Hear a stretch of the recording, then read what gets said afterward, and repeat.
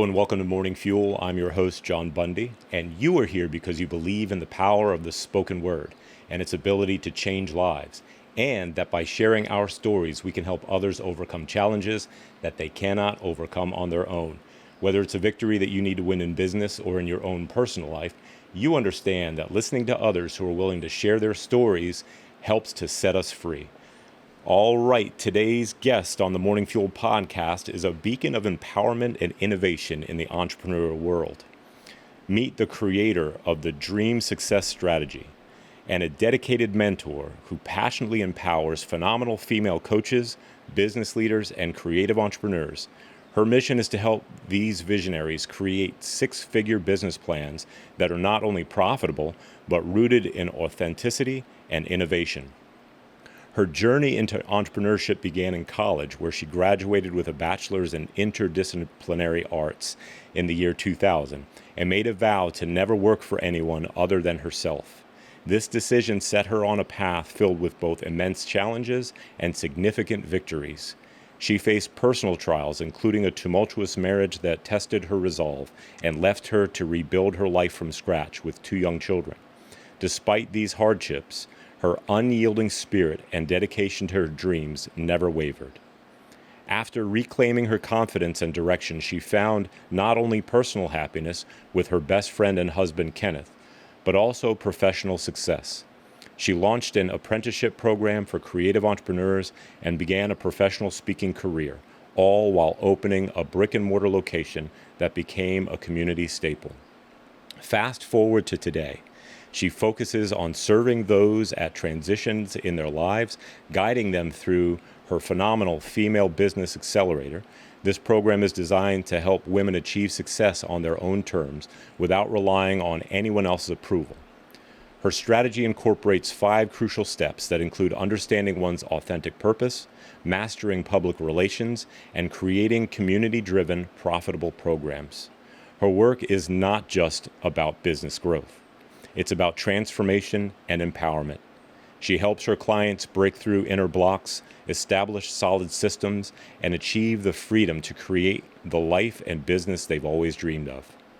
Please join me in extending a warm Morning Fuel podcast welcome to a visionary leader, a relentless advocate for female entrepreneurs, a transformative mentor, Marilen Crump. Hey, sister, how are you today?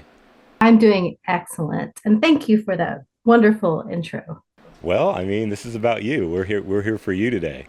We want to learn about the people that we know and like and trust. We want to get into their lives, learn a little bit more about why they do what they do. We want to understand the struggles that they've been through themselves to help us through our struggles, because a lot of times we think that we're the only one going through it. But wait a minute, Maryland beat that thing. We also want to understand, and that's the name of the show, The Morning Fuel. What is it that gets you moving in the morning? What is it that gets you up early, keeps you up late, and keeps you going and keeps you energized? Marilyn, so glad to have you here. Thank you, John. I think I'd want to start by letting people know that most situations aren't so black and white. We tend to see things as I have a problem, I need a solution, and things need to evolve. Most of what we face in life is a building block of what's to come next. Once I realized that, it helped really shift the way I thought about each and every day. There's normally something in our mind that we need to figure out because maybe that little piece is creating some type of hardship. But when we give that hardship just too much attention and power, we're really not solving it as quickly as we think we could be. Whereas when you kind of just step back and say, is there something that I could really pour my talents into that's going to make me happy, that is being useful to others today, then that tends to bring the best result forward and then inadvertently shifts that issue or problem that you were facing. Very cool. Very cool. So one of our favorite things on Morning Fuel is to hear about how people got started. Now, we got a little bit of a taste of that from the intro, but talk to us about this decision you made to never work for anyone. I mean, you work with a lot of people, but and you work well with a lot of people, but never work for anyone but yourself. Talk to us about that. What made you make that decision? Sure. I believe it's more about autonomy. When you're an entrepreneur, like you said, you're definitely serving a whole lot more people. So it's instead of being called to one thing for maybe one part of leadership, you're technically like maybe serving thousands of people instead. So I used to say I didn't want a boss, but mainly what I saw from my parents and other people around me during college years and probably even before that, people were living this very dull and frustrating life where there was a ceiling to their income. They also weren't happy with certain environments, but they couldn't change it because that's where they were. You didn't have as many people shifting jobs back then either. Like once they were in a particular career field, and when I say back then, this is pre 2000 career field, and they would stay through that whole term because maybe there's a pension at the end of it, retirement, etc. Once I kind of imagined that that could be my life forever, something about it felt really sad. Yeah, And horrifying. yeah, and it didn't feel authentic. And part of what happened in college is that I was declaring a major pre-med, and those were things that I thought my parents wanted for me. And then when I didn't show as much passion in it and literally like had great grades through all that, but then that one crucial moment where I was just very disengaged, about to fail a class, couldn't withdraw, even though I was well within the withdrawal period, and I was really frustrated because I wanted that great GPA and I wanted to play nice with everybody. I had a wonderful pastor there that said, "Is this what you want to do?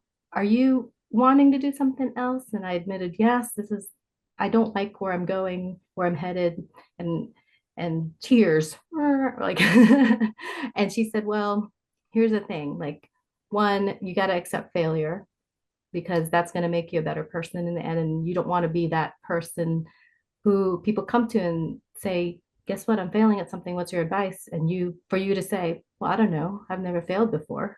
So good luck. And then she said also, it's your life. At the end of the day, you're the one who has to look in the mirror and live with yourself. So if you're not happy with what you're doing, you need to make a decision now and create something that you're going to be happy about. Then I switched my major, and pretty much that was the first catalyst to thinking I can do something different. I don't have to follow everybody else's formula. I don't have to follow the world's formula. Perhaps there's something I could do with my talents that's not under that same umbrella of a job per se. Right. So what did you do? What was your first business? My first business was photography. Well, technically, okay, in that decision, my first business was photography. But prior to all that, around sixth grade, I discovered that I could draw pretty well and that I could get ice cream money for drawing pictures for my friends at school, let's say love notes, etc. So I was like, Man, I wait a never got minute. paid to do that. They would just say, draw this, I would draw it. I wasn't smart enough No, to get I was like, look, I need ice cream. 25 priorities. cents. Priorities. Priority, 25 cents. And then I started teaching people in the neighborhood, little kids, how to play beginner piano because I knew just enough that I could teach somebody else that first step. So I've always been in that experience too. When I learned something, I'm very excited to show somebody else how I learned it and what I did. And so that's how that started. And I would get paid, for teaching my neighborhood little friends piano from their parents. They're like, "Yay, you're keeping them safe for 30 minutes and you're showing them something cool. Here's some money." I was like, "Whoa, that's crazy." And then my mom would pimp me out to birthday parties because I also sang. She would make me So little where were you costumes. living? Where were you living at this time? Fort Eustis, Virginia. Fort Eustis. Okay. Yeah. So Army brat, as they call it. And well, my mom was a seamstress there on base, and she would make these little costumes and tell her friends that they could hire me to sing at their kid's birthday party. This was before they had like official princesses all over the place. I was an original There you princess. go. So I'd bring my little karaoke machine. So I'm Filipino, and you kind of get one of, when you turn 14. And that's like a rite of passage. Did Disney ever have a Filipino princess? I don't think so. I don't think so. I think Yeah, we don't want them to. You're the Filipino. I'm Disney can keep it. That's right. Well, Moana's kind of close, I guess. I mean, Well, since yeah, she's but on see, an island. their Filipino princess would wind up being a dude, and we don't want to see that. So anyways. Yeah, so anyhow, I got Nothing but paid love, for nothing but love. nothing but love. I got paid for that. And then Yeah. it just kind of showed me these little instances where you're valued for what you could do. You're valued for your talent. And by the time I got to college, my dad had given me a camera. There's a whole story to that. But anyhow, I was taking pictures of people. A friend of mine got an agent, and that agency wanted more headshots for their talented actors, etc., and contacted me on my pager. What's up? Yeah, I remember the pager. I almost Back wrecked in the because of the day. pager. And asked me what my rates were, and I didn't have anything established because I didn't even think about that. Who'd you call? I quickly, I called all these different photographers. I asked my friends when they had gotten headshots other places, what did you pay? And that's market research. Like I inadvertently fell into market research pretty quickly. We do a lot of things on accident and realize, wait a minute. Yes. Is it accident though? Sometimes there's like, In my experience, there's no such thing as luck. yeah, sometimes there's this invisible hand that definitely guides you towards where you're supposed to be. And part of what I really concentrate on now is power of intuition. And part of the intuition was I need to get this price list going. So I started just getting clients left and right. I was also a web coder, so I learned HTML by myself when I was 17 because Netscape came out and was very like, oh, what is this thing? I can make stuff with it. Cool. So I started tinkering and would make websites. And then I got an on-campus job helping out career services and public relations. And so also the athletic department at my school was saying, we need to update our website, coding. So I would just jump into any opportunity to be useful. I have a talent or I discovered a skill. Let me be useful. And it was pretty cool that you could get paid for it yet again. So stacking all of these things that were skill sets, that were talents that maybe they started rough, but I started really getting better at them by being dedicated to it. And that's really where that whole idea of, wait, I should try to bring this all together as a business. And I came up with ARTINSPIRED. And if you look at the registration for that website, artinspired.com, I've had it since the year 2000. That was my senior year in college. So that's been my business umbrella for all the things. So between 2000 and 2024, you have had what we affectionately call at least one what the fail moment. At one of those WTF moments that could have taken you out, could have dramatically changed your trajectory, that you ran into and you either had to pivot, go through it, over it, around it. Can you share with us one of those so we can help others get set free from their what the fail moments? I know this is probably going to sound like a infomercial or something like that, but are you a busy entrepreneur or business owner who has very little time to plan their travels when it comes to taking their families on a vacation? And by the time you get there, you are super exhausted and you don't want to have to think about anything. You just want to enjoy. Well, welcome to Experience Rest, Rincon, Puerto Rico. Let me break it down for you. You come down here, you stay with Sarah and I in one of the many homes that we get access to. We take care of you. We take care of the planning based on your needs. The itinerary is built based on your choices before you even get here. And when you arrive, we pick you up at the airport. We take you to your home for the 2 weeks that you're here, and you don't have to make any decisions. You just show up. You just wake up, enjoy your coffee, enjoy your breakfast, and we make the decisions for you based on your choices. Sarah and I will be your guides. And also, we'll take care of the things at the house as well. The cleaning, the cooking. I worked under a James Beard nominated chef at Stove in Port Norfolk, Virginia, and I've got a little bit of skill, but I guarantee you, you will be blessed with genuine Puerto Rican cuisine and gracious hosts and guides, and we'll take you on tours based on your preferences as well. If you're the adventurous type, we'll go ahead and take you to swim in a waterfall that's a short hike away, and also paddleboarding or surfing, even for the first time. We look forward to having you down. If you have any questions at any time, please don't hesitate to reach out. CasitaMaricao.com or Experience Rest. Thanks for being a part of the community, and we look forward to seeing you soon.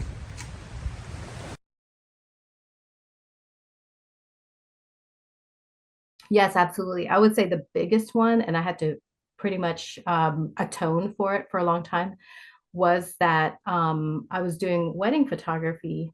And right around that same time, that's when my divorce stuff was happening. And I just was not myself. And I had no motivation. And especially you're taking somebody who's going through a divorce, trying to work a wedding.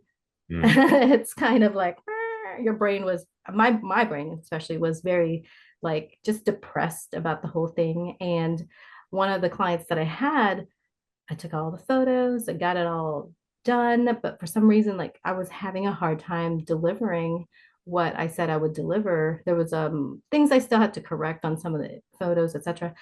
A week would turn into a month, and then the month turned into a couple months. And then finally, that client was very upset with me and said, "What are you doing? What's going on? We paid you all this money to do our photography, and we don't see any of it. Like, what are you doing?" And I just had to like get really honest with them and said, I don't know. It's like this is not me, and I don't know how to handle this, and I'm trying to get my motivation to work on your stuff. So we came to an agreement, and at that point too, like had no money. Pretty much it was that kind of situation. And I was blindsided by everything that was happening. I'm a planner. I like to prepare, and so it really took me out of my element. I also felt like I was nothing. So part of what happens in like any sort of strife, and normally when you try to figure out like why is someone failing or why are they hitting this hard time, there's some kind of mental block too that's happening, whether it was brought on by themselves or other people. Right. So anyhow, to rectify, because one thing I know and I've known for a long time is that you can make mistakes, but it's your character that you're going to be left with forever, you know? And so that client, once we kind of saw eye to eye, she was like, okay, here's what I need you to do. I need you to, send me a payment just to give her a full refund. Send me a Right. payment every month until it's paid off. I said, you know what? I'll do even one step further. I said, I'd like to see you each month every time I make this payment. She was like, you don't have to do that. I said, I feel like I have to do that. So I would literally drive to her house every month, hand her the payment. And, before you knew it, like halfway into that process, we became really good friends, and she understood that this was not me typically, right? This was not, I wasn't going to cower or run. I made a mistake. I want to face up to my mistake. And like, if someone's willing to give me a chance to make that better, I will do what I can in my power to make it better. Right. She figured out that she was working with a genuinely humble person. Oh, if she asked me to fold her laundry, I would have done it. You know what I mean? Like I was like, that's how badly I don't want to hurt anybody else. Like even though I'm hurting, I don't want to impose my feelings towards that other person. And I think if people kind of practice that in the world, maybe then we'd get less of what we see out there that's so negative and hurtful. So I didn't want to add to that energy. And then personally for me, I had to like scrape myself off the floor through those depressed times. And it was kind of like a little mission for the day. Okay. And something when you stick to your word just starts building you back up character wise, right? And So then is by the that the time biggest lesson that you learned about yourself in that? What was the biggest thing you learned about yourself in that time? um that no matter how much I want to withdraw from a situation, and if it's necessary for me to step up, that I can do it, that I should do it. Like whatever power I can find in me, I'll Right. pull it together. Kind of like some people say, man up, right? I'll man up Right. to the scenario. Well, Uh, we'll say morning up, morning, because I will that morning that leads, fuel it up. that leads right into my next question. So that power, Yeah. uh, you know, where do you draw that fuel from? How do you fuel your days through the rough times, through the sometimes humiliating times, through the times where everything that is out of your control is on fire? And we're only ever responsible for our own actions and our own attitude. So what is it that helps you to keep that positive attitude? Every time I speak with anybody about you, and my experience with you is you are a ray of sunshine in whatever room you walk into. And you're a human being. You got stuff going on. Mhm. And sometimes negative things going on. But what is your fuel that gets you through? Absolute truth. And God to me is truth. And when I say God, I look at the essence of everything. Like you really got to boil it down to something beyond yourself. If you're too much into yourself, that is a lonely place to be. And that is a place where you kind of want everything to work out just for you. Like you're trying to, and some people call it like inner child kind of thing. And some people call it like lack of self-awareness. So all these things. The pull of the truth is to objectively look at any situation first. I like writing things down, maybe visualizing first, and then rethinking, saying, is this really what I perceive this to be? Is that true? Like if someone said something to you or you made a mistake, was it really my mistake? Did that what they said about me, is that even what it really was, or are they really mentioning something else completely opposite, but Mm. it's just the way they said it? And that, text messages are the worst because people will read Oh yeah. into text messages, but then I say, well, what's the truth? And so I will go into my head and say, let's get the emotions out of the way first. What's the objective portion? And then another boundary that I taught other people is you cannot think for someone else. It is not your right to imagine what the other person is thinking or feeling. That is none of your business. You can only go by face value. Maybe there's an intuition about how that person is coming about things, but it's not your job. Yeah, you kind of got to keep that to yourself at that point, right? If you're thinking so. Well, one thing that I've discovered about the poor avenue of communicating, that is text messages. If you ever feel like the person on the other end is coming at you, you really have to step back and go, have they ever spoken like to me like that in In person or person. around? I've known them for years. So you really have to step back and go, okay, maybe that's just, some discomfort or something going on in their life that's kind of making it come across like that. Or maybe it's something in your mind that you're not feeling so, a way about yourself. But you have to take that moment to step aside and go and look at the conversation from the side and go, this person's never spoke to me like that before. I don't think they're trying to do that right now, So, but yeah, it's my text messages. My favorite text messages are, "Hey, can I call you? Are you busy?" And then you get on the phone with them, or face to face. My favorite is always the face to face. My favorite is emojis. Well, you can't go Like wrong with you emojis, right? can't, like if I just send a smile, you'll read into it in a positive way Yeah, but do you versus do you and versus any wait a minute, like right? you Do don't you and know. any of your girlfriends ever joke in a negative way? I don't Like, do that. okay, you don't do that. So No. it's been my experience that most guys, that's kind of like, um, I was never into sports, but you would see one guy slap another guy on the butt, after a good play or something like that, and it meant nothing but affection, right? So sometimes Sure. a quick-witted, sharp word or emoji. Emojis are more fun, but anyways, but you just have to know the guy really well to be able to do that. So Yeah, I would say growing up military, I definitely observed that. yeah. However, claiming business life as my life, I've, you know, definitely had to make sure that there was a certain boundary professional wise that is sustained. And for me, I don't like conflict anyway. That's been my kind of process since I was a little person. I pretty much am introverted that had to learn how to maneuver in this world by exhibiting extroverted type of qualities, but That takes technically, courage. yes. Takes courage for an introvert to do that. I watch my wife do that. She's an introvert, but she has to, and she's also a gracious host. So Yeah.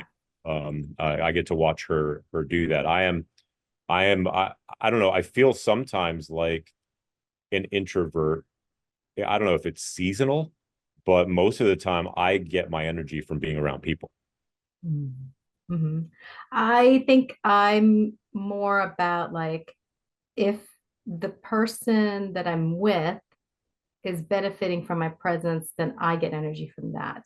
Mhm. I can't like it's more effort for me to be somewhere where either I'm just an accessory or just being ignored or being Right. talked to in, in not a fun way. I'm like, I could be reading a book Right.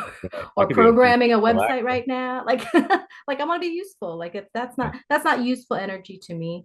And one thing that I personally just, this is my thing about I don't want to be misconstrued. But again, truth, remember, is the Yeah. thing I hold highly. And if I'm joking in a certain way, I don't know where the line is and the boundary. When I first met my husband, he goes, one thing I like about you that's really endearing. And I said, well, what is it? He goes, well, you're not sarcastic.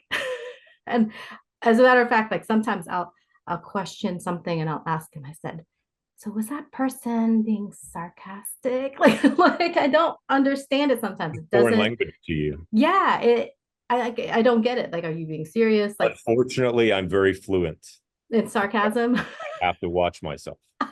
I tend to, I mean, I do very much value truth. But there's two types of truths, I think. And that is one, the truth brought in love, Mhm. and that's two is the truth brought with a sword. Oh, And that the sarcasm literally means to cut the flesh. So if you're not bringing the truth and love, it's like I heard one time, I hope I'm going to say it right, but if right plus rude equals wrong. So if you're right but you're rude, you're wrong. that's cool. So I have to remember that. It's almost like I have to keep that as a mantra, when I'm around, especially in difficult situations, especially sometimes when we let our guard down around family. That's the hard part. Yeah, I can't be anything else. It's funny because this is how I talk in front of my husband. This is how I talk to my kids, my parents, the public. I don't have a phone voice. I don't have like what you see is what you get. Right. And I won't like if I can't be that, then I probably won't show up. Like Gotcha. it's more like, okay, I'll reschedule because I can't function. Like I have to function honestly. That way Yeah. there's no question, right? If I've said it here, I'm gonna say it there. I'm not gonna go from one group or the other, say something here and then say something there. So I've had to leave certain organizations and situations where I was facing that uh, kind of what do we call that? Where it wasn't the real truth. So I said, obviously this works for other people, but for me, I can't be in this kind of environment because I'm not trying to be witty in a way where you have to figure me out. Like Right. I'm in your Right. face about this is what I'm Yeah, thinking. there is a bit of disguise involved in that sort of thing, a bit of trickery involved. You're not being you. It's like a mask. Yes. We don't want to do that. Authenticity, right? So Completely. before I ask my last two questions, Okay. how do folks best connect with you online, get with you for coaching, find out about your next event? How can folks best do that? Absolutely. So most of the time, I love being engaged on social media because I know that's where people live. So if you're following me, Marilen Crump is my profile on there. When I say social media, LinkedIn, also Facebook. My Instagram is feeding from my Facebook, so you can definitely reach me through there. Now, my website is marilencrump.com, but I'm also starting another website called intosuccess.com. What's great about Into Success is that it's really combining everything that I've learned. So I've had all these other sub brands, so I'm kind of squishing them all together. And Into Success means intuitive success. And just like what I was telling you right now, the truth, it's a big deal. And it's something that if we are attuned to ourselves in a truthful way, in an authentic way, success normally just starts floating in, and you don't have to work too hard on how you market. You don't have to work too hard on how you sell things. If you just let that kind of brilliant aura and beautiful happenstance to just start coming about, and blessings that are abundant, you're not pushing them away from yourself. So that's what into success means to me, and I really want to spread the word about that. Beautiful, beautiful. Into Success is new. It is very Also new. new, also new is M Team AI. Give us your elevator pitch on how that started and what it means. M Team, how it started is the fact that AI is changing the world. AI is changing the way we see and market products and brands. And M Team means Marketing Team AI. I believe that when you can work in collaboration with other people that are looking at advancements, it's going to make you much more innovative and still give you the way to work on your business the way you should be working your business. Most people that are business owners, brand owners, are not marketers, nor are they studying trends in what's going on outside of that business. And because AI is being more prolific, every platform you're going to be looking at is going to have some kind of AI component. We're bridging those things into your world. We're going to serve in a way where you can show up consistently and well branded with your own authentic voice. And we're going to make sure that we're aware of any new changes so that we can alert you and say, hey, you know what? This is something that we need to start drawing traffic to. If you're not here, let's make sure you show up here. It's just empowering to a lot of people who may not understand the changes. Very cool. And I'm so thankful to be involved in a way of I get to do one of my favorite things, and that is to interview people podcast style. So I'm excited that we're basing our content around that podcast or mock podcast. Super thrilled, super excited. Been looking forward to working with you since 2019 when you were on the first season of Morning Fuel Podcast. Now we're season 4. We skipped 2020. No one was brave enough to come in person. And this is only my second virtual podcast. The very first episode with an author in Ohio was virtual, and I didn't even know how to use the technology. It was kind of funny how I set it up, and I'm not going to get into that. But I'm thankful to be here in Puerto Rico, but also with you in Virginia virtually. So it's Yay. pretty cool. Yeah. All right. Marilen Crump, business owner, founder of multiple businesses, and the newest being Into Success and M Team AI. What do you need most right now? I think I just need for people to celebrate as much stuff that they see either coming from me, coming from you.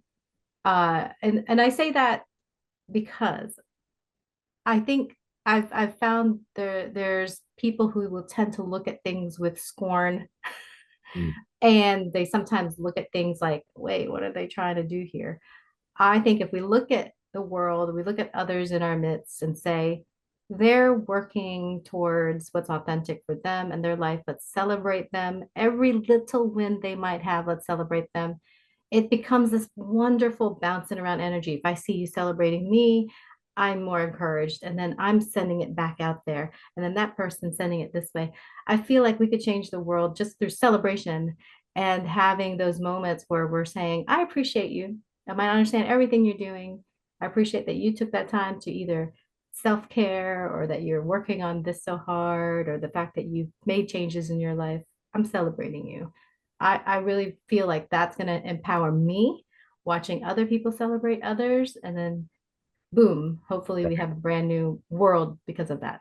I really believe that that is a major missing piece in the way that we market ourselves. Um, we're not doing enough of that. Now I'm going to replace comments with celebrations. So Oh, if we do that, if we celebrate each other's successes in business, and I think this is hard for some people sometimes because we feel like everything is like this pie, and there's only so many pieces of it to go around. So if I give a little bit of my energy, a little bit of my enthusiasm away, I'm not going to have enough to spend someplace else. But I think that what you'll find is just like exercise. It's almost like this. If I exercise, I'm going to have more energy. Won't I get drained? No. But if you celebrate somebody else, it's going to come back around and you're going to even have more to celebrate with. And I think that's really awesome. That's missing. We need to do that more often. Let's celebrate each other, um, other successes in business. Let's also empathize with each other's failures. Like if somebody mhm. has a rough time and they share, sometimes we look at that, we get a little scared. Don't really know that person. I know their name. That seems like they're having a hard time. Tell them you hurt them. I hear you. You know, Yeah. if it's something you've gone through before, look, you want to talk, I've been through that same situation and I'm on the other side of it.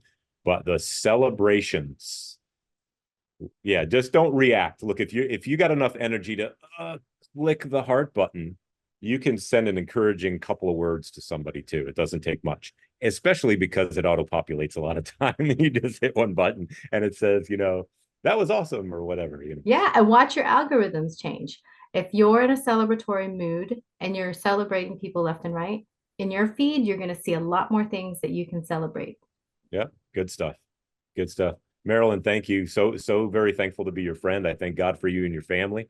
I can't wait to get together with y'all. If it's going to happen in the next year, in the next 12 months, it'll have to be down here in Puerto Rico with Sarah and I. We are preparing a place for you. Why don't you come and hang out with us and get some rest? That would be a beautiful blessing, and I appreciate that. Yeah, cool. Awesome. Marilen, good to know you. You have a wonderful day. Thanks, John. You too.